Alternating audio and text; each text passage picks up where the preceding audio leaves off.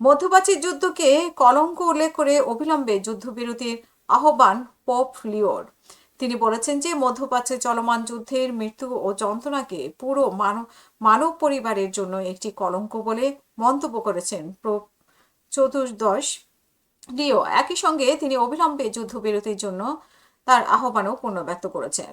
Pope চতুর্দশ লিও যুক্তরাষ্ট্রের নাগরিক। আজ রোববার ভ্যাটিকান সিটির সেন্ট পিটার্স চত্বরে সাপ্তাহিক অ্যাঞ্জেলা প্রার্থনা সভায় তিনি বলেন যে এত মানুষের কষ্ট এবং এই সংঘাতের শিকার নিরপরাধ মানুষের দুর্দশার মুখে আমরা চুপ থাকতে পারি না। তাদের যা কষ্ট দিচ্ছে তা সমগ্র মানব জাতিকেই কষ্ট দিচ্ছে। পোপ লিও আরো জানান যে তিনি মধ্যপ্রাচ্য ও সহিংসতার বিধ্বস্ত অন্যান্য অঞ্চলের পরিস্থিতি হতাশার সঙ্গে খেয়াল করছেন। পোপ যোগ করেন যে আমি দৃঢ়ভাবে আমার আবেদন ব্যক্ত করছি আমরা সবাই যেন প্রার্থনায় অবিচল থাকি, যাতে শত্রুতা বন্ধ হয় এবং শেষ পর্যন্ত শান্তির পথ অবধারিত হয়।